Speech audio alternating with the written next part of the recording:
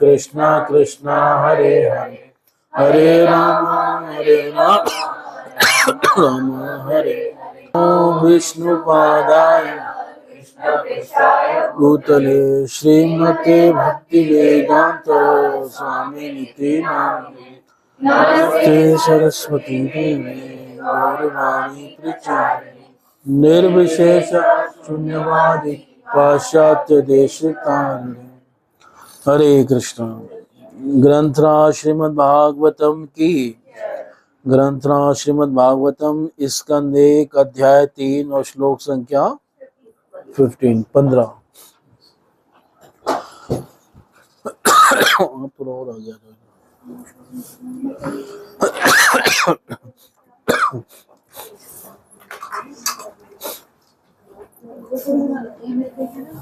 हाँ ये ध्यान से इधर थोड़ा आगे ही कर लो।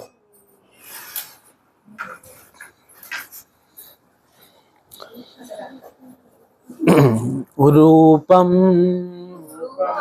सह जगृहे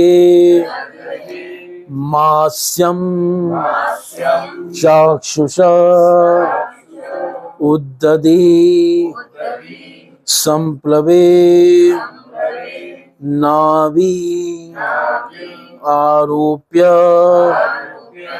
मही मय्याम अपाद वैवस्वतम मनुम रूपम स जगृहे मास्यम चाक्षुषो दधि संप्लवे नाव्यारोप्य महिमय्याम अपाद्वैवस्वतं मनुम् रूपं स जगृहे मास्यम् चाक्षुषो दधि संप्लवे नाव्यारोप्य महिमय्याम अपाद्वैवस्वतं मनुम्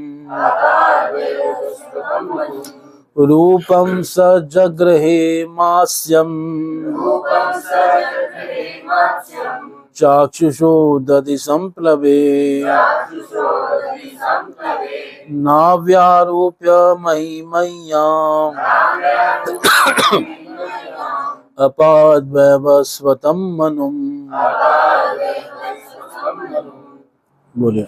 रूपं सा जगृहे मात्स्यं चाक्षुषो दधि संप्लवे नाव्यारोप्ये महिमय्याम् अपाद्वैवस्वतं मनुम्।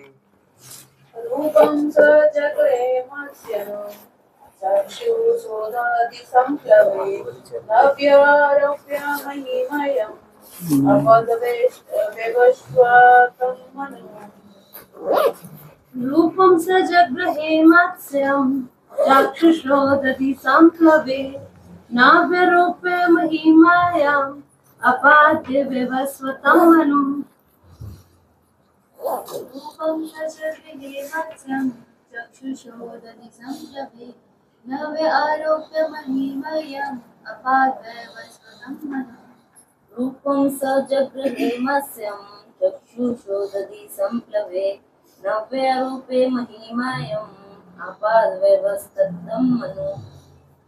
रूपं स जगृहे मात्स्यं चाक्षुषो दधि संप्लवे नाव्यारोप्य महिमय्याम् अपाद्वैवस्वतं मनुम्। और कोई?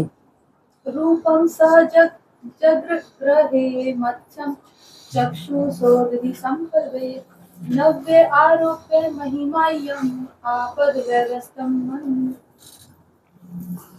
तो उसका शब्दार्थ अनुवाद और तात्पर्य जगत गुरु श्रील प्रभुपाद महाराज जी के द्वारा श्रील प्रभुपाद महाराज जी की जब चाक्षुष मनु के युग के बाद पूर्ण जल प्रलय हुआ और संपूर्ण जगत जल में डूब गया था, तब श्री भगवान मछली अर्थात मत्स्य के रूप में प्रकट हुए और वैवस्वत मनु को नाव में बैठाकर उनकी रक्षा की।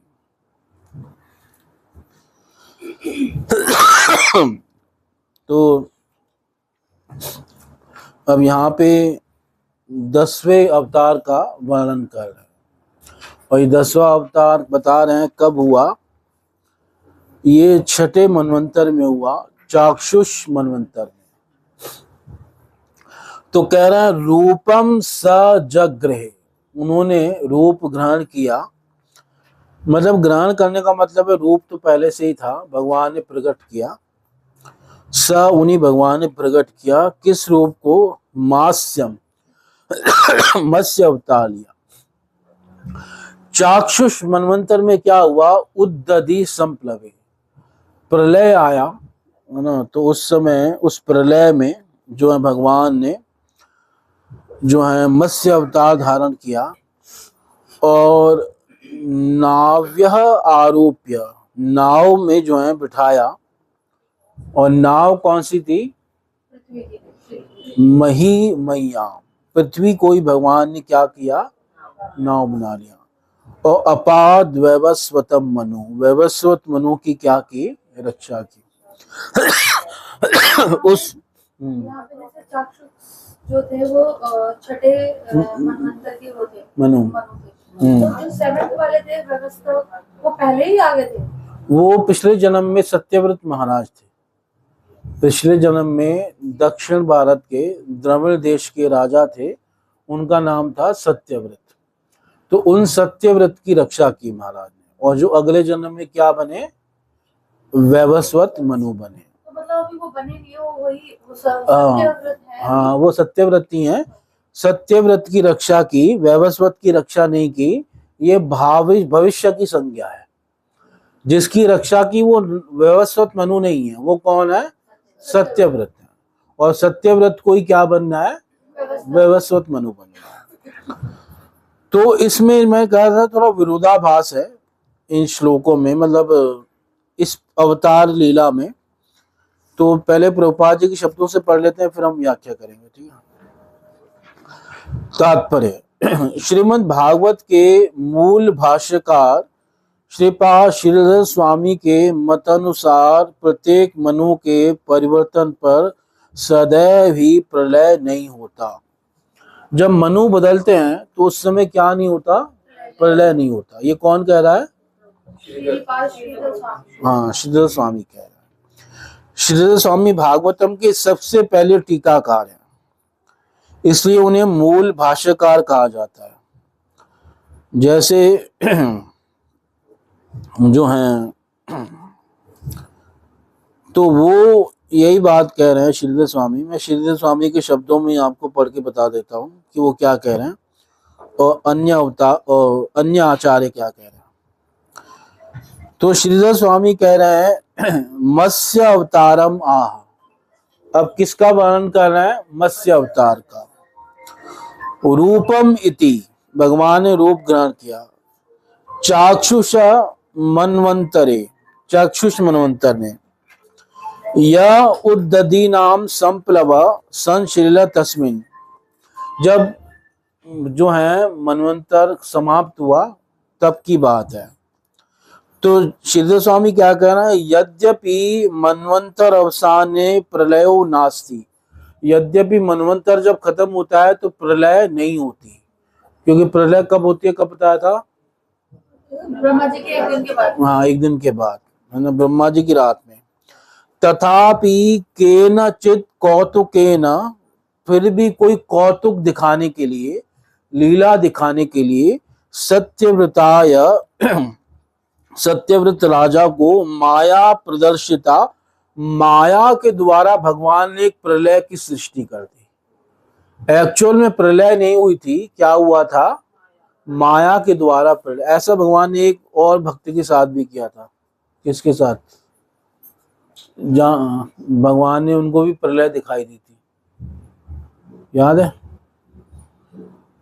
जो एक मुनि थे, उनकी बड़ी लंबी आयु थी, तो वो भी तपस्या कर रहे थे, भजन कर रहे थे। तो भगवान प्रसन्न हुए, नर नारायण। तो भगवान को कहते हैं कि प्रभु मैं आपकी माया देखना चाहता हूँ। तो तब भगवान ने अपनी माया दिखाई और प्रलय हो गई। वो शिव जी के भी भक्त थे और भगवान के भी भक्त थे। मार्कंडेय मुनि को, मार्कंडेय मुनि की कथा आती है भागवत के 12वें स्कंद में।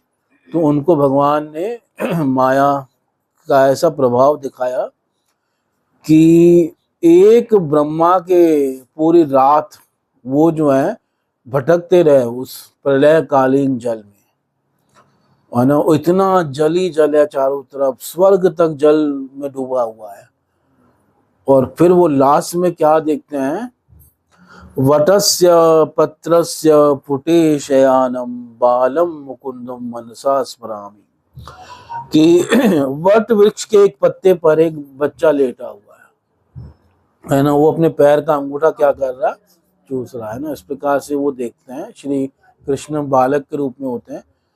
तो पूरा वो सब माया थी भगवान की, और उनको पूरा क्या लगा कि ब्रह्मा की एक रात वो ऐसे भटक रहे हैं जल में, कभी इधर जा रहे हैं कभी उधर जा रहे हैं, है ना, मर भी नहीं रहा है, शरीर नहीं छोड़ रहा है, पर एक रात पूरी भटकते रहे, यानी इतने कई करोड़ अरब साल भटकते रहे। और ये सब क्या था, भगवान की माया थी।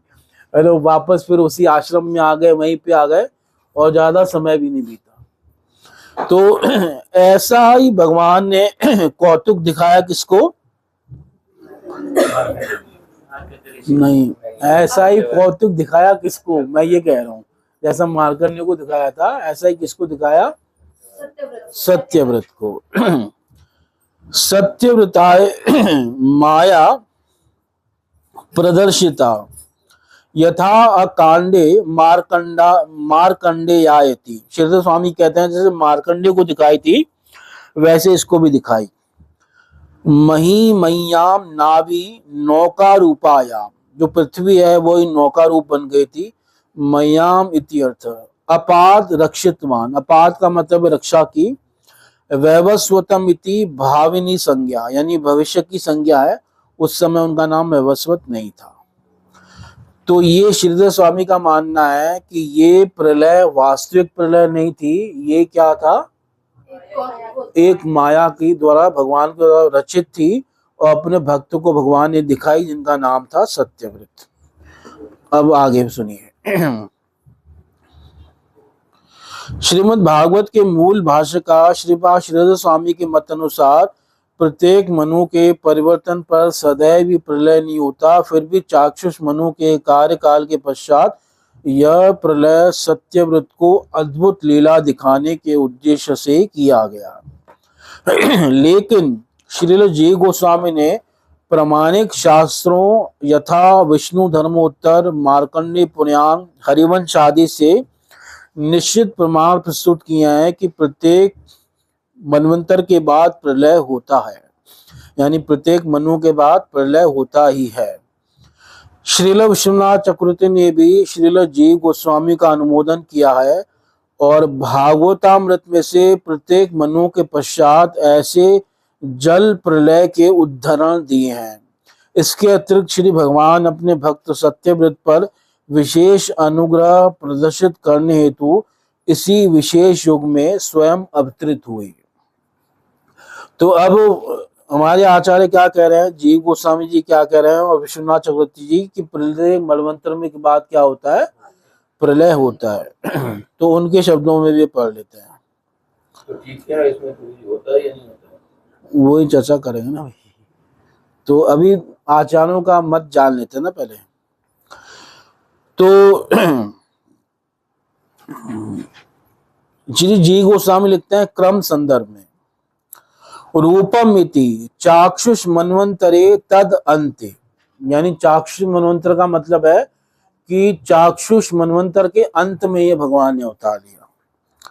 तद अंते यह उद्दधि संप्लव तस्मिन, जो सागर बहुत उम्र आया था उस समुद्र में।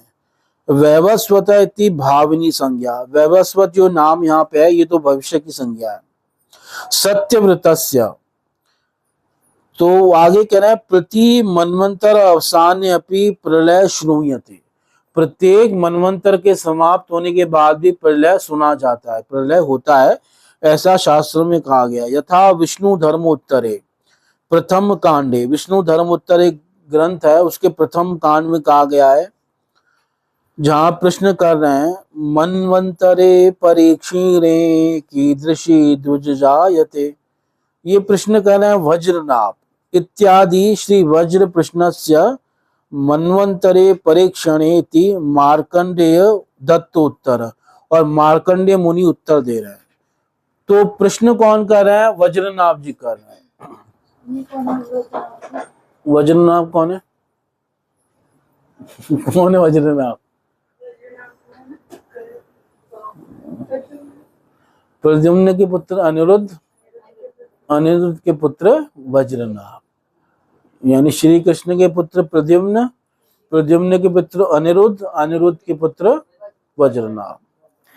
तो वज्रनाभ जी जो है प्रश्न कर रहे हैं मार्कंडेय मुनि से कि प्रत्येक विष्णु धर्मोत्तर ग्रंथ है उसमें कि हे ऋषि, प्रत्येक मनवंतर जब खत्म होता है तो उस समय कैसे क्या होता है? तो अब वो बता रहे हैं मार्कंडेय जी, ऊर्ममाली महावेगा सर्वम आवृत्य तिष्ठति।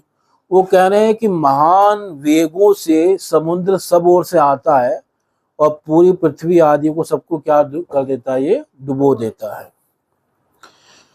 वो कह रहे हैं भूलोकम आश्रितम सर्व तदा नश्यति यादव। तो भूलोक सभी लोग उस समय क्या हो जाते हैं? नष्ट हो जाते हैं। न विशंति राजेंद्र विश्रुता कुल पर्वता, जो बड़े बड़े कुल पर्वत होते हैं उन पर्वतों का नाश नहीं होता, बाकी सबका क्या हो जाता है? प्रलय काल में जल में सब डूब जाते हैं। तो ऐसा मतलब शास्त्रों में लिखा है। तो अब आचार्य का विरोध है। एक आचार्य कह रहे हैं कि प्रलय नहीं होता, ये माया दिखलाने के लिए किया गया है, और कुछ लोग कहते हैं कि क्या होता है? प्रलय होता है, और ये जो है इस प्रकार से है। पर जहां भागवत में प्रलयों का वर्णन है तो वहां प्रत्येक मनवंतर के बाद कोई प्रलय होती है ऐसा वर्णन नहीं है। भागवत में भी प्रलयों का वर्णन है ना, तो 12वें स्कंद में, तो वहां हमने पहले भी चर्चा की थी कितने प्रकार की प्रलय बताई गई है? चार प्रलय बताई गई है। एक तो नैमित्तिक प्रलय होती है। नैमित्तिक प्रलय क्या होती है? थोड़े से समय नहीं, थोड़े से समय में क्लियर करो ना पूरा, कितना समय है? नैमित्तिक प्रलय किसे कहते हैं?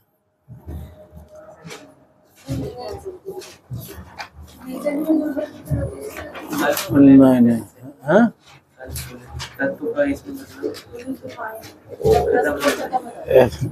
जब क्या खत्म हो जाता है? हाँ, 10 लोग खत्म। नैमित्तिक प्रलय होती है जब ब्रह्मा की रात होती है, तो उसको क्या कहते हैं? नैमित्तिक प्रलय कहते हैं ना। यहाँ हाँ हाँ, कल्प प्रलय भी। उसके बाद तो महाप्रलय होता है ना। नहीं नहीं, मैं महाप्रलय की नहीं बात कर रहा हूँ, अभी नैमित्तिक की कर रहा हूँ। महाप्रलय अलग है, नैमित्तिक अलग है। नैमित्तिक है जब ब्रह्मा जी जीवित रहते हैं पर ब्रह्मा जी की रात होती है तो क्या आ जाती है? प्रलय आ जाती है, उसको नैमित्तिक प्रलय कहते हैं। यहाँ हमारे नीचे के लोकों में 10 लोगों तक डूब जाता है। उसमें क्या मतलब पूरी सृष्टि उथल-पुथल हो जाती है या फिर थोड़े रूप में आती है? जैसे कोई सुनामी हुआ, अर्थक्वेक हुआ? नहीं, ऐसी नहीं, पूरी सृष्टि खत्म हो जाती है, नीचे के 10 लोग खत्म हो जाते हैं। पहले होता कैसे शुरू हुआ? ये पहले शेषनाग जी के मुखों से आग निकलती है ना। शेषनाग जी कहाँ पे हैं? पाताल में, पाताल से भी नीचे हैं। तो वो अग्नि पाताल को जलाती है, फिर तलातल, महातल, रसातल, सुतल, इन सबको जलाती हुई ऊपर आती है ना। उल्टे क्रम में मैंने बता दिया। पाताल के बाद रसातल आता है, फिर सुतल आता है, फिर तलातल, महातल, अतल, वितल ऐसे आता है ना। तो इन सबको जलाती हुई फिर ये इस पृथ्वी लोक को भी जला देती है। और हाँ मतलब पृथ्वी भी जल जाती है, अग्नि ऊपर तक आ जाती है, और इवन जो है अंतरिक्ष भी जलने लगता है और स्वर्ग तक जलने लगता है। अंतरिक्ष से ऊपर जो स्वर्ग है वो भी जलने लगता है। ये तीनों लोक ही जो है इनको त्रिलोक कहते हैं। ओम भूर्भुवः स्वः, भूलोक, भुवलोक और स्वर्गलोक, ये 10 लोक हो गए। ये 10 लोक क्या होते हैं? जलने लगते हैं। फिर 100 साल तक बारिश होती है। जितने 7 समुद्र हैं, सातों एक साथ उमड़ आते हैं। टोटल 7 समुद्र हैं और सबकी पानी इकट्ठा हो जाता है और फिर अंतरिक्ष तक, स्वर्ग तक, सब जगह पानी पानी हो जाता है, सब डूब जाते हैं। पूरी पृथ्वी तो डूबी होती है, अंतरिक्ष इवन स्वर्ग भी डूब जाता है। तो उस समय 4 लोग बचते हैं। एक महरलोक बच जाता है, एक जनलोक बच जाता है, एक तपोलोक बच जाता है और एक सत्यलोक बच जाता है। तो इसको कहते हैं प्राकृत प्रलय, ओ नहीं सॉरी, नैमित्तिक प्रलय, जो ब्रह्मा जी की रात में आती है। ब्रह्मा जी का दिन खत्म होता है। और दूसरी प्रलय है प्राकृतिक प्रलय। प्राकृतिक प्रलय जब ब्रह्मा जी की आयु समाप्त हो जाती है, उसको महाप्रलय भी कहते हैं। उसमें सारे तत्व भी खत्म हो जाते हैं। एवं पृथ्वी आदि की तो बात छोड़ो, अग्नि खत्म हो जाएगी, जल खत्म हो जाएगा, पृथ्वी, वायु, आकाश, अहंकार, मन, बुद्धि, ये सारे तत्व क्या है, खत्म हो जाते हैं। तो उसको प्राकृत प्रलय कहते हैं। ठीक है। और नित्य प्रलय, नित्य सब व्यक्ति जो हैं बदल ही रहे हैं, परिवर्तन हो रहा है। प्रत्येक जो है समय हम बदल रहे हैं, है ना। हम जो हमारे शरीर के हर जो वो है सेल बदल रहे हैं, या जितने भी हमारे परमाणु हैं सब बदल रहे हैं। तो ये नित्य प्रलय है। जो प्रलय है इसमें मतलब ब्रह्मा जी तक के लोग सारा सब समाप्त हो जाता है। ब्रह्मा जो लोग हैं वो बच जाते हैं, जैसे नहीं, और हाँ, वो जो इस भौतिक जगत से परे हैं वो बच जाते हैं। या वैकुंठ लोग बचे रहते हैं, गोलोक बच जाता है, वैकुंठ बच जाते हैं, शिव जी का लोक बच जाता है। वो भौतिक जगत से परे है। जो भौतिक जगत है उसकी प्रलय होते हैं, वही खत्म होते हैं। बाकी वैकुंठ आते तो कब खत्म नहीं होते। तो ये अपना जैसे सारे जीवों पे, वृक्षों पे और हम सब मनुष्यों सब पे, जो 84 लाख होंगे हम सब पे वो अब सब पे एप्लीकेबल है। वो हर समय हो ही रहा है, हम हर समय चेंज हो रहे हैं। इसको नित्य प्रलय कहते हैं। और एक होती है अत्यांतिक प्रलय। वो अत्यांतिक, वो कौन सी है, बताया था? जैसे कि हमें छठे मनवंतर में बताइए। नहीं, अत्यांतिक प्रलय होती है जब कोई जीव भगवान को प्राप्त कर लेता है। तो ये भी एक प्रलय बताई गई है कि उसका भी शरीर खत्म हो गया, मन खत्म हो गया, अब वो दिव्य स्वरूप से किसको प्राप्त हो गया, भगवान को प्राप्त हो गया। ये सबकी नहीं होती, ये जो मुक्त होते हैं उन्हीं की होती है। तो इसको क्या कहते हैं, अत्यांतिक प्रलय। तो ये 4 प्रकार की प्रलय होती है। तो अब इसमें कोई प्रलय ऐसी नहीं लिखी भागवतम में कि प्रत्येक मनवंतर के बाद भी कोई क्या हो रही है, प्रलय हो रही है, ऐसा नहीं लिखा। और यहाँ पे अब जहां ये कथा आई है, ये कथा अब यहाँ पे तो आई नहीं। यहाँ पे तो सिर्फ एक श्लोक बोलना है कि भगवान का 10वां अवतार कौन सा है, मत्स्य अवतार। अब ये कथा जहाँ आई है वहां देखो, ये कथा कहाँ पे आई है। तो इससे पहले क्वेश्चन, हाँ, जो ये मुक्त होके हम जो भगवान को प्राप्त कर लेते हैं, हाँ। तो ये मतलब गोलोक धाम वाले जाने वाला वही है ना? गोलोक, वैकुंठ आदि जहाँ भी हो, वैकुंठ भी जो जाएगा वो मुक्त हो गया है। इवन कोई ब्रह्म ज्योति में लीन होगा वो भी मुक्त है। तो ये सब इनकी प्रलय हो गई, आत्यांतिक प्रलय हो गई, यानी हमेशा के लिए इनके दुख का नाश हो गया, आनंद को उन्होंने प्राप्त कर लिया। तो 8वें स्कंद के 24वां अध्याय निकालिए।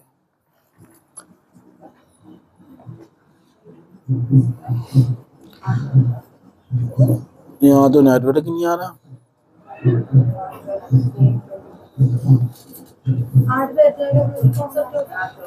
8:24 इसमें ये कथा आती है भगवान मत्स्य की, 8वें स्कंद के 24वें अध्याय में।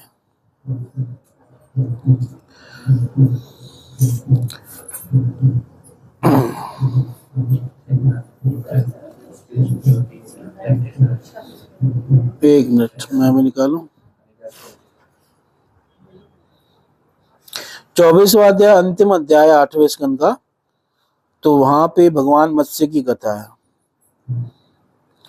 तो ये भगवान पहले परीक्षित महाराज प्रश्न कर रहे हैं, फिर सुखदेव जी उत्तर दे रहे हैं। तो श्लोक संख्या 7 से निकाल सकते हैं आप।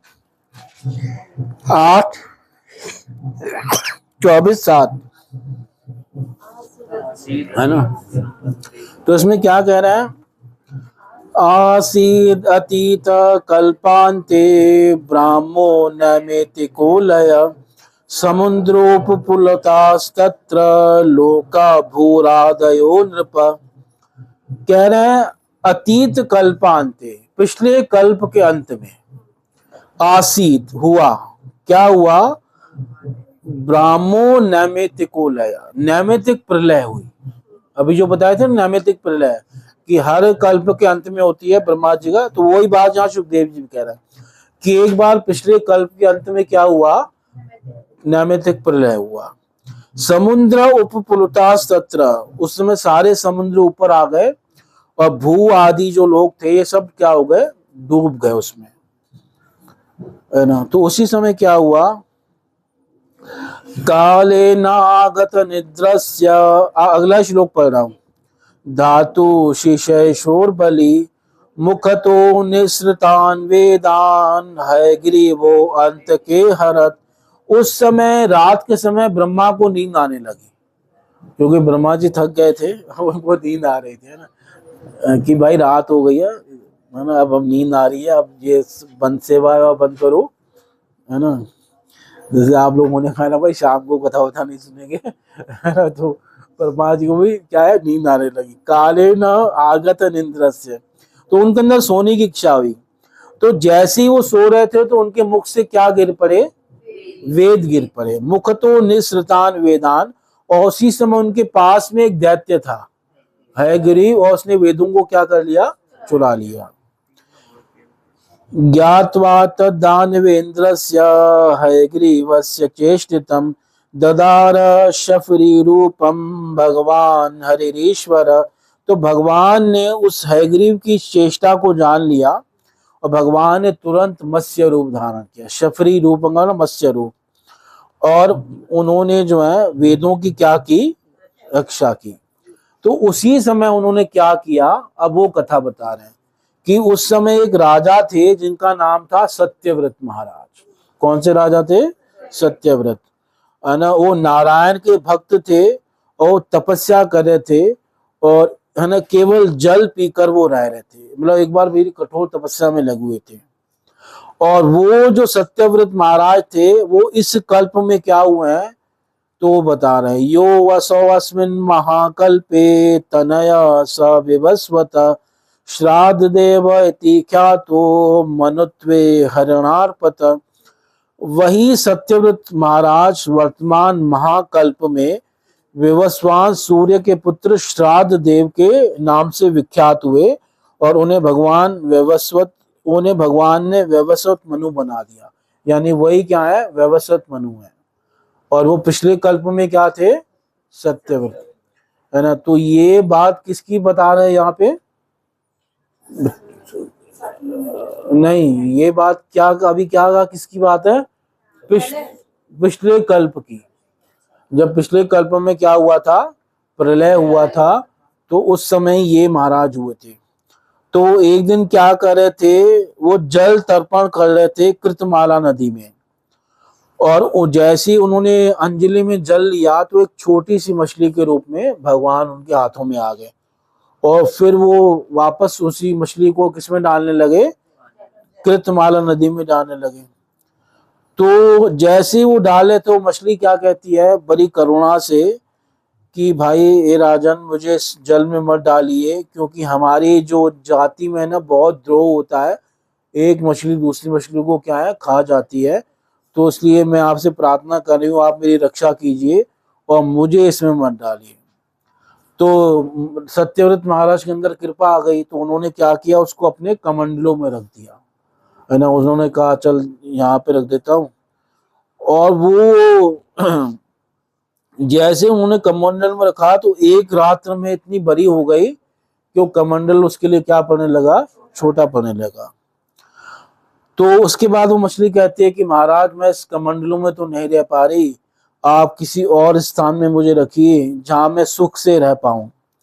तो तब महाराज ने क्या किया, एक बहुत बड़े मटके में उसको रखा, है ना, मछली को, और थोड़ी देर में वो मछली 3 हाथ और बढ़ गई और मटका भी क्या हो गया, छोटा पड़ गया। तो फिर कहने लगी कि महाराज ये तो मेरे लिए सुख से रहने का स्थान नहीं है, आप किसी और बड़े जो स्थान में मुझे रखिए।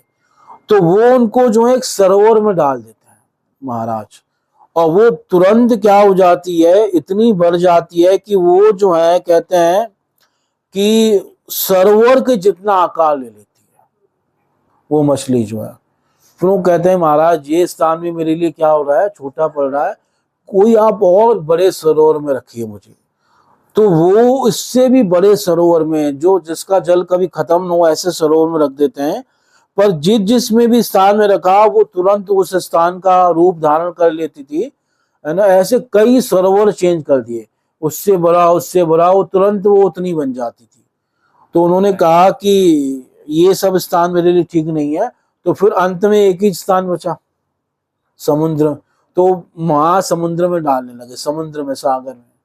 तो कह रही महाराज यहाँ मत डालिए, क्योंकि यहाँ बड़े बड़े जीव बैठे हुए हैं जो मुझे क्या करेंगे, खा जाएंगे। ये खुद इतनी बड़ी है ना, वो कह रही कि बड़े बड़े जीव मुझे क्या करेंगे, खा जाएंगे।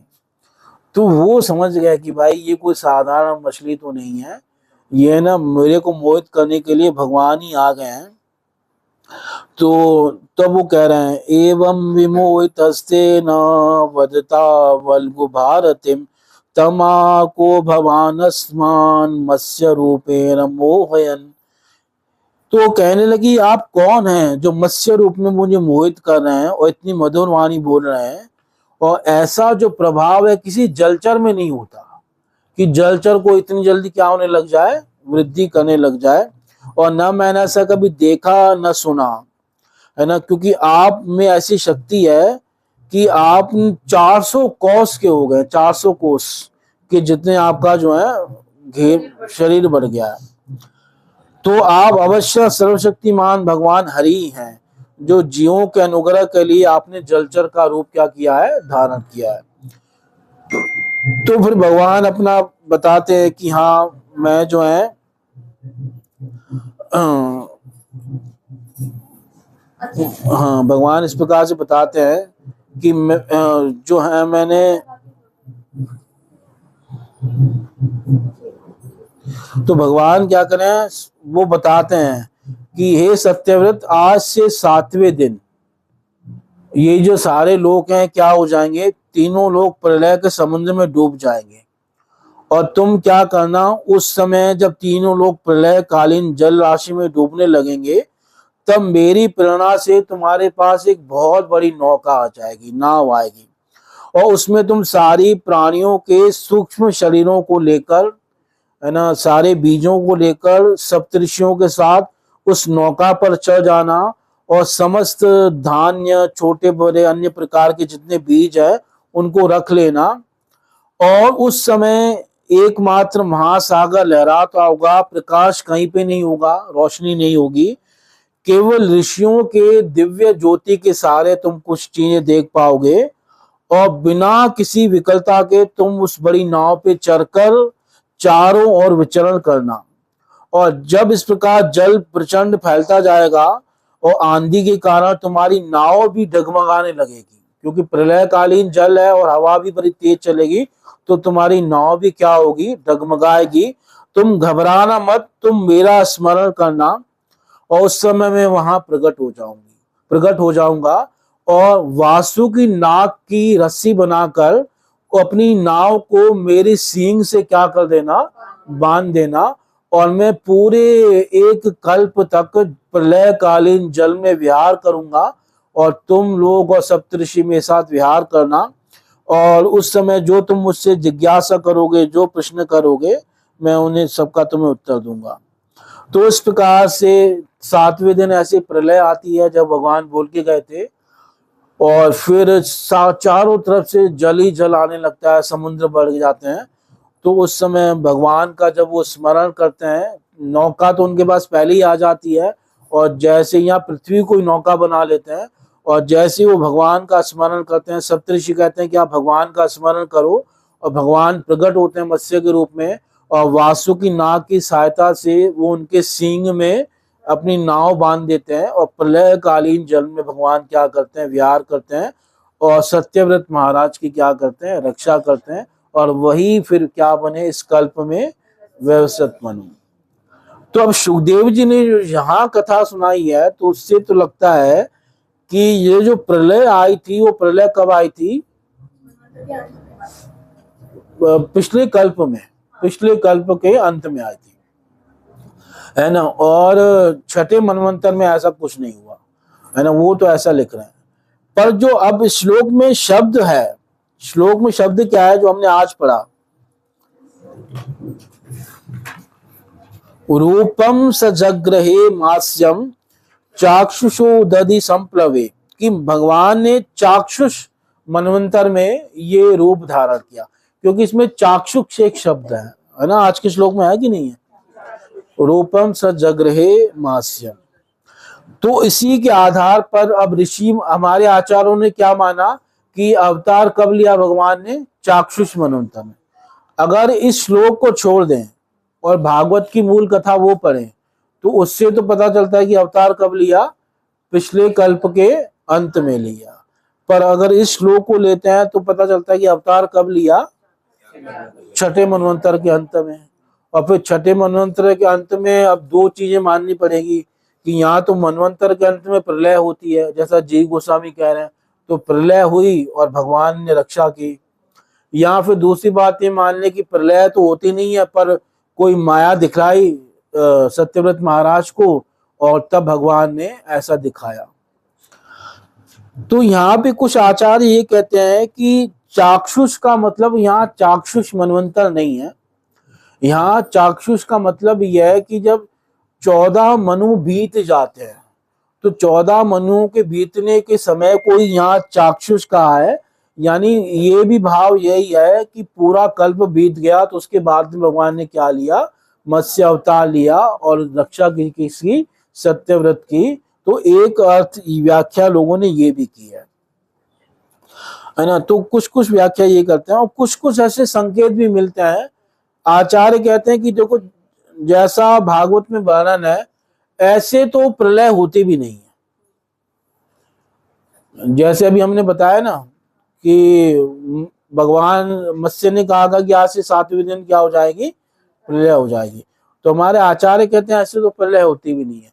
पहले प्रलय में सबसे पहले क्या लगती है, जैसे बताया था शेषनाग के उससे आग लगती है, सब उसी में जल जाते हैं, है ना। फिर वर्षा होती है और फिर समुद्र उमड़ते हैं। तो प्रलय का एक लंबा प्रोसेस है।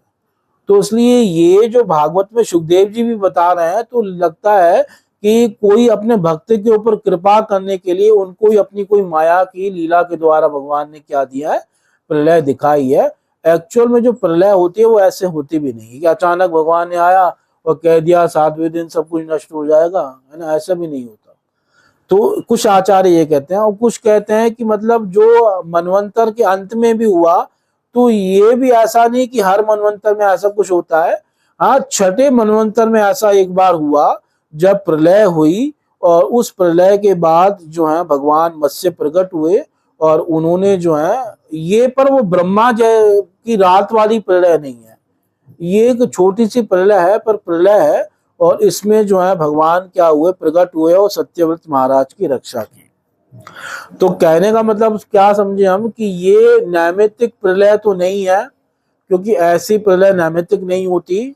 तो ये बात तो कट गई जो यहाँ पे वर्णन है ना। ये बात ही सिद्ध होती है कि भगवान ने अपने भक्त को माया से कोई एक लीला दिखाई, कोई प्रलय दिखाई और वो प्रलय वास्तव में हुई, छठे मनवंतर के अंत में हुई और जो है सत्यव्रत महाराज ने उसको देखा और भगवान ने उनकी रक्षा की और वही क्या बने, अगले जन्म में वैवस्वत मनु बने।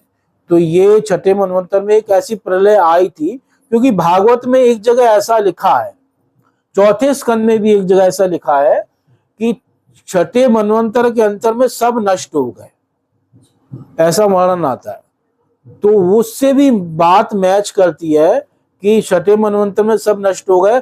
इवन छठे मनवंतर के अंत में दक्ष प्रजापति ने भी अपना शरीर छोड़ दिया था, जो बताया था हाँ जो बकरे वाला था। तो छठे मनवंतर में कोई बहुत बड़ी ऐसी घटना घटी थी जिससे कई लोगों ने अपना शरीर छोड़ा था, प्रलय हुई थी। तो इस कारण से उस मनवंतर में हो सकता है कि भगवान ऐसा वो ना अपनी भगवान को सृष्टि समेटनी है तो कुछ तो लीला या तो नया सृजन कुछ भी हो सकता हाँ मतलब छठे मनवंतर, वैसे हर मनवंतर में ऐसा नहीं होता, पर छठे मनवंतर में इस बार कुछ ऐसा हुआ जिसमें प्रलय आई और कई जीव नष्ट हुए। तो भगवान ने उस समय व्यवस्थित मनु की क्या की, रक्षा की। क्योंकि चौथे स्कंद में इसके प्रमाण मिलते हैं। अभी तो श्लोक मेरे को याद नहीं आ रहा, पर मैं श्लोक बता दूंगा जहाँ पे बताया गया कि छठे मनवंतर में सब खत्म हो गया था। तो इससे पता चलता है कि प्रलय हुई थी छठे मनवंतर में ही, और भगवान ने क्या की थी, रक्षा की थी मत्स्य के रूप में। बाकी ये मत्स्य अवतार वैसे होता रहता है और हर कल्प के अंत में ये अवतार होता है, कई बार होता है। और इस बार ये कब हुआ, छठे मनवंतर में हुआ, ये कह रहे हैं। जो सुखदेव जी ने बताया ना वो भी गलत नहीं है, क्योंकि हर कल्प के अंत में जो है मत्स्य अवतार होता है। जब भगवान प्रलय के जल में क्या करते हैं, विहार करते हैं मत्स्य भगवान, तो वो अवतार भी, वो बात भी सही है। पर साथ में इस बार भगवान मत्स्य भगवान छठे मनवंतर के अंत में भी आए और उन्होंने व्यवस्थित मनु की क्या की, रक्षा की। तो 14 मनवंतर बीत जाता है तब आता है ना कल्प। हाँ तब कल्प पूरा होता है। और वो कल्प जो है वो तब होता है जब ब्रह्मा जी की एक पूरी रात कंप्लीट हो जाती है। हाँ एक दिन पूरा कंप्लीट हो जाता है, रात शुरू हो जाती है, तो रात में सृष्टि खत्म हो जाती है, तो उसको कहते हैं कल्प। तो वो उसी को नैमित्तिक हाँ उसी को नैमित्तिक लय बोलते हैं। ब्रह्मा जी के दिन को, एक दिन को एक कल्प बोला जाता है, और दिन में सृष्टि होती है और रात में प्रलय हो जाती है। पर ऊपर के लोग बच जाते हैं, नीचे के लोग खत्म होते हैं। ठीक है, एक अगला श्लोक भी पढ़ लेता हूँ फिर विराम देंगे। 16वां श्लोक। सुरासुराणाम उद्दतिम मथनताम मंदराचलम दद्रे कमठ रूपेरा पृष्ठ एकादशे विभु। श्री भगवान का 11 अवतार कच्छप के रूप में हुआ, जिनकी पीठ ब्रह्मांड के आस्तिकों तथा नास्तिकों के द्वारा मथानी के रूप में प्रयुक्त किए जा रहे मंदराचल पर्वत के लिए आधार बनी। यहाँ आस्तिक और नास्तिक का मतलब है सुर और असुर, है ना। सुर और असुर क्या कर रहे थे, समुद्र मंथन कर रहे थे। सुरा सुराराम उद्दतिम मथनताम मंदराचलम। तो उस समय मंदराचल जो है वो पाताल में जाने लगा, क्योंकि पहले तो जब समुद्र मंथन शुरू हुआ तो मंदराचल को ला ही नहीं पा रहा था कोई, क्योंकि मंदराचल कहाँ है और क्षीर सागर कहाँ है। मंथन किसका हुआ है, क्षीर सागर का, दूध के समुद्र का। तो मंदराचल को वहां से लाना, तो सब देवताओं को दैत्य मिले, बलि, इंद्र आदि, ये सब देवता, पवन देवता, इन्होंने बड़ी मेहनत से पर्वत उखाड़ लिया। अब उखाड़ा तो लिया, अब इतना भारी था इनसे संभला ही नहीं, इनके हाथों से नीचे गिर गया।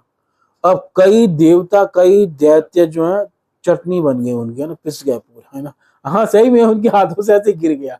भाई इतना भारी चीज उखाड़ ली और सोचे हम उठा लेंगे, पर उठा नहीं पाए, वजन ज्यादा हो गया। तो अब इन्होंने भगवान का स्मरण किया। भगवान आए, गरुड़ जी के ऊपर बैठ के एक हाथ से पर्वत उठाया। पहले तो जो मर गए थे उन सबको अपने दिव्य दृष्टि से भगवान ने जीवित किया, और गरुड़ जी के कंधे पे पर्वत को रखा और वहां लाकर स्थापित कर दिया। कहाँ पे, क्षीर सागर में। अब जैसे ही सोचे मंथन शुरू करें, फिर एक और विघ्न आ गया कि वो पर्वत ही नीचे डूबने लगा। इतना भारी पर्वत समुद्र में कैसे टिकेगा। तो तब भगवान ने एक अवतार और लिया, और ये अवतार कौन सा है, कच्छप भगवान। कूर्म रूप में भगवान आए और अपनी पीठ पे किसको धारण किया, मंदराचल को धारण किया, है ना। इसको यहाँ पे कह रहे हैं दद्रे कमठ रूपेरा। अब ये अवतार कौन सी समय का है, समुद्र मंथन 7वें मनवंतर के प्रारंभ में हुआ है, इसी मनवंतर के प्रारंभ में हुआ है। तो अभी बताया था कि छठे मनवंतर के अंत में प्रलय हुई, तो 7वें मनवंतर में जब दोबारा सृष्टि हुई तो उस समय जो है सबसे पहले क्या हुआ था, समुद्र मंथन हुआ था, है ना। तो भगवान ने ये अवतार तब लिया था समुद्र मंथन के समय। तो पहले मनवंतर के अवतारों का वर्णन कर दिया, फिर छठे, अब शुरू हो गए हैं 7वें मनवंतर के अवतार। इसके बाद भगवान नरसिंह देव का वर्णन करेंगे, वो भी 7वें मनवंतर में आए। हालांकि वो पहले आए, किससे पहले आए? हाँ, कूर्म से पहले आए। क्योंकि जब कूर्म भगवान आए थे तब समुद्र मंथन हो रहा है, तो उस समय असुरों के लीडर कौन है दैत्यों के? बलि महाराज। और बलि महाराज प्रहलाद के कौन है? पोते हैं। तो प्रहलाद जी पहले आए होंगे ना, इसका मतलब। तो नरसिंह भगवान पहले आए हैं, पर एक क्रम नहीं है, इसलिए आगे पीछे बता रहे हैं। तो जो बलि महाराज है, मतलब वो तो एक भक्त थे ना भगवान हाँ। के, फिर भी वो मतलब असुरों की साइड वो कर रहे थे। हाँ, मतलब भक्त थे, पर्सनली भक्त थे, पर वैसे जो पद पे बैठे थे वो पद से हिसाब से वो असुर थे। मतलब दैत्यों का पद पे बैठे थे, असुरों के पद पे वो उनको अभिषिक्त किया गया था। ऐसे प्रहलाद महाराज भी थे, असुरों के लीडर थे। वैसे प्रहलाद महाराज भगवान के शुद्ध भक्त हैं, पर नेतृत्व किसका करना है? असुरों का करना है। तो इस प्रकार से प्रहलाद भी ऐसे थे और हमारे बलि महाराज भी ऐसे थे। तो इस प्रकार असुर जो थे वो तो सारे ऐसे कर्म करते थे नास्तिकों वाले, जो भगवान के अगेंस्ट वो सारी सब चीजें। तो अगर प्रहलाद महाराज और बलि महाराज भगवान के भक्त थे, तो वो अपने जो प्रजा है उसको भी तो वही वो देखना। हाँ, तो प्रहलाद महाराज ने कई असुरों को भक्त बना दिया। इसलिए जब वो उनके गुरुजी गए पढ़ाने किसी काम से शन नंबर कर, तो उन्होंने सारे बच्चों को अपने पास नहीं बुला लिया और सारे बालकों को भक्त बना दिया। तभी तो हिरण्यकशिपु चिढ़ गया। हिरण्यकशिपु अभी तक मरवा रहा था कि ये मार दे वो मार दे, फिर हिरण्यकशिपु का नहीं, इसे मैं ही मारूंगा, क्योंकि ये खुद तो बिगड़ रहा है, दूसरों को भी बिगाड़ रहा है, उनको भी सबको क्या बना रहा है? भक्त बना रहा है। तो ये चीज सहन नहीं हुई हिरण्यकशिपु से, है ना, खाना खराब कर रहा है सबको। तो उन्होंने फिर कहा अपने हाथ से मारूंगा, तभी नरसिंह भगवान प्रकट हुए थे। तो ये पूरी अगर कथा पढ़ो तो उन्होंने कईयों को भक्त बना दिया। ऐसे विभीषण जी ने राक्षसों को भक्त बना दिया, लंका पूरी भक्त बन गई, है ना। एक भक्त के आने से इतना परिवर्तन आ जाता है ना, आप सोच नहीं सकते। कई लोग भक्त बन जाते हैं। अगर एक शुद्ध भक्त आ गया ना, तो कईयों को क्या करा देगा भक्त। जैसे प्रभुपाद जी अकेले गए थे और अकेले उन्होंने कईयों को क्या बना दिया? भक्त बना दिया, है ना। ऐसा नहीं कि प्रभुपाद जी उनकी संगति में आ गए, उल्टा उन्होंने उन सबको क्या कर दिया? भक्त। तो एक शुद्ध भक्त जहां आ जाएगा, वो कईयों को क्या कर देगा? भक्त बना देगा, अपने जैसा बना देगा। तो ऐसे ही प्रहलाद महाराज थे, ऐसे ही बलि भी थे। पर कुछ फिर भी जो असुर होते हैं उनमें कुछ असुरों की प्रवृत्ति होती है, तो इसलिए वो जो है असुरों के नेता तो थे, पर उनके राज्य में कई सारे असुर भगवान के भक्त भी थे। तो इस प्रकार से ये जो अवतार है, ये अवतार है आपका एकादश, यानी 11वें अवतार है। और ये अवतार हुए हैं आपके 7वें मनवंतर के प्रारंभ में हुए हैं, है ना। सुराणाम, सुर और असुर मिलके मंथन कर रहे थे। उद्दधिम मथनताम मंद्राचलम, तो मंद्राचल को भगवान ने धारण किया अपने पेट के ऊपर। एकादशी पृष्ठ एकादशी 11वें अवतार में भगवान ने धारण किया। और भगवान को उस समय थोड़ी नींद आ गई, है ना। भगवान जो है बड़ी धीरे धीरे मंद्राचल को जो मंथन कर रहे थे, तो भगवान को लगा कि मेरी पेट की खारिश दूर हो रही है ना। और भगवान को हल्की नींद आ गई। तो नींद आई तो भगवान थोड़ी जोर से सांस लेने लगे।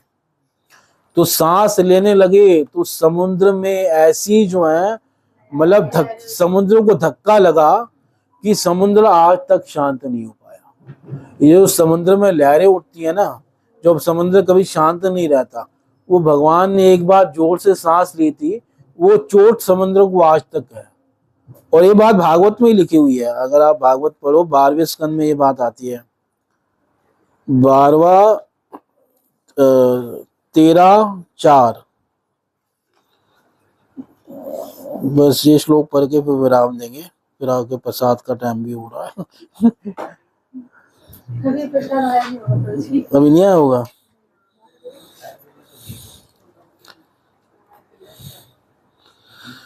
नहीं सॉरी, 12:13:2, 12:13:2। हाँ, मिल गया। पुराण संशय वाला नहीं नहीं, पृष्ठे 12-13 तो मिल गया, पढ़ू। पृष्ठे भ्राम्यत मंद मंदर गिरी ग्रावाग्र कंडूयना निन्द्रालोकमठाकृतिर्भगवता श्वासानिलापान्तुवा यत्संस्कारकलानुवर्तनवशात् वेला निवेनं वसाम् यातायातमतन्द्रितं जलनिधे न अद्यापि विश्राम्यति। कह रहे हैं पृष्ठे भ्राम्यत, पीठ पे घूम रहा था। क्या घूम रहा था? मंद्राचल, मंद मंदरगिरी, बड़ा धीरे धीरे मंद्राचल घूम रहा था, क्योंकि ज्यादा तेज तो कर भी नहीं पा रहे थे बेचारे, इतना बल नहीं था उनमें, मतलब तो धीरे धीरे घूम रहा था। तो ग्रावा अग्र कंडूयना, वो जो उसके नुकीले चट्टाने थी ना, तो मतलब वो भगवान को ऐसा लग रहा था जैसे कोई खुजली मिटा रहा है ना, जैसे कोई नाखूनों से कोई खारिश को दूर करे, ऐसे भगवान को लगा, है ना। कंडू कहते हैं खारिश को, कंडू जाना, ऐसे भगवान को खुजली नहीं है, पर ऐसे भगवान की खारिश थोड़ी दूर हुई। तो भगवान क्या हो गए? निंद्रा लो, भगवान को हल्की हल्की क्या होने लगी? नींद आने लगी। कमठाकृते भगवान, भगवत कमठाकृते, जो भगवान किसकी आकृति में है? कमठ, यानी कश्यप की आकृति में। श्वास अनिला, तो भगवान ने उस समय श्वास ली जोर से, और जो हवा थी अनिला, तो उससे समुद्र को धक्का लगा, और समुद्र का क्या हुआ? यातायातम, वो समुद्र मतलब आगे पीछे हो रहा है, लहरें उठ रही हैं। और यस संस्कार कलानुवर्तन वशात, जिस संस्कार जो अभी तक समुद्र में दिखाई दे रहा है ना, और आज भी समुद्र में तरह तरह की ज्वार बाटाएं लहरें उठती रहती हैं, है ना। जल निधि अतंद्रितम, है ना, जल निधि समुद्र ना अद्यापि विश्राम्यति, आज भी वो जल शांत नहीं हो पाया। एक बार भगवान ने सांस ली थी, पर समुद्र आज भी जो है शांत नहीं हो पाया। भगवान की वो जो श्वास है, वो जो भगवान की वायु है, यहाँ पे कह रहा है पांतु वह, वो आपकी रक्षा करे। मतलब कितना सुंदर बता रहे हैं कि वो जो भगवान ने सांस ली थी, जिसके कारण समुद्र में आज भी क्या उठ रहे हैं? लहरें उठ रही हैं, शांत नहीं है। वो भगवान की जो सांस है वो आपकी क्या करे? रक्षा करे। पांतु वह, यानी आप सब भक्तों की रक्षा करे। ये ऐसा आशीर्वाद दे रहे हैं सूत गोस्वामी कि भगवान की वो सांस आपको जो है इस संसार के सारे दुखों से बचाए, जन्म मृत्यु के कष्टों से बचाए। श्वास अनिला पांतु वह, इस प्रकार से हमें आशीर्वाद दे रहे हैं सूत गोस्वामी। तो देखो भगवान का क्या प्रभाव है कि एक बार सांस ली और समुद्र में आज तक उसके संस्कार दिखाई दे रहे हैं, आज तक समुद्र जो शांत नहीं हो पा रहा। तो ऐसे थे भगवान कूर्म, और उन्होंने जो अवतार लिया तो मंदराचल को अपनी पीठ पे धारण किया, और उसके बाद जो है समुद्र मंथन का कार्य क्या हुआ? पूरा हो सका। और फिर भी वो जो है कुछ हो नहीं रहा था, तो स्वयं भगवान अजित के रूप में देवताओं के साथ में हो लिए, और वो जो है समुद्र मंथन करने लगे खुद। और वो समुद्र जो भगवान जो है इस प्रकार से मंथन कर रहे हैं, तो पर्वत की रगड़ से भगवान के जो आभूषण थे वो और चमक गए। ऐसा लग रहा है कि उनमें वो जो है चमक आ गई, पॉलिश आ गई, है ना। इस प्रकार जब रगड़ बार बार भगवान अपने हाथों से पर्वत को खींच रहे हैं वासु की नाक को, तो इस प्रकार ऐसा हो रहा है। तो इस प्रकार से, और फिर भगवान ऊपर से भी उसका बैलेंस बना रहे हैं कि पर्वत कहीं गिर न जाए, तो नीचे से भी सहारा दे रहे हैं, ऊपर से भी सहारा दे रहे हैं, और साथ में खुद समुद्र मंथन भी कर रहे हैं, और भगवान सबके भीतर प्रवेश भी कर रहे हैं। देवताओं और दैत्यों के बीच में शक्ति के रूप से प्रवेश कर लिया, ताकि उनका उत्साह बना रहे और मंथन करते रहे। और जो पर्वत था उसके भीतर प्रवेश कर गए भगवान कठोरता के रूप से, ताकि वो और कठोर रहे, कहीं वो टूट न जाए। और जो वासुकी नाग था उसके भीतर भगवान प्रवेश कर गए निद्रा के रूप से, क्योंकि सबसे ज्यादा कष्ट किसको हो रहा है, वासुकी, उसको रगड़ रहा है, तो वो सोया रहे ताकि उसको ज्यादा कष्ट न हो। तो वासुकी जी सोए हुए हैं, है ना, उनको नींद आ रही है ना। भगवान मतलब पूरा समुद्र मंथन का कार्य अगर देखो तो किसने किया है, सब भगवान ने किया। नाम है कि देवताओं ने किया, दैत्यों ने किया, पर पूरा समुद्र मंथन किसने किया, भगवान ने किया। और फिर जब विष निकला सबसे पहले, तो भगवान शिव ने उसका क्या कर दिया, वो भी श्रेय भगवान ने अपने पास नहीं रखा। भगवान चाहते तो विष को अमृत बना लेते या विष पी लेते, पर भगवान ने कहा चलो चलो सब शिव जी की शरण में चलते हैं, और सब शिव जी की शरण में गए और भगवान शिव ने वो विष पिया। तो नाम किसका हो गया, भगवान शिव का हो गया, वो नीलकंठ कहलाया। तो इस प्रकार से पूरा कार्य भगवान ने किया, पर सब अपने भक्तों को, देवताओं को क्या दिया, नाम दिया, श्रेय दे दिया। इसलिए लोग आज भी कहते हैं कि समुद्र मंथन किसने किया, देवताओं और दैत्यों ने। ठीक है, हरे कृष्णा, समय हो गया तो यहीं पे विराम देते हैं। आप सबका बहुत बहुत धन्यवाद। इसका तात्पर्य हम कल पढ़ेंगे। हरे कृष्णा। कल तो ऐसे एकादशी है।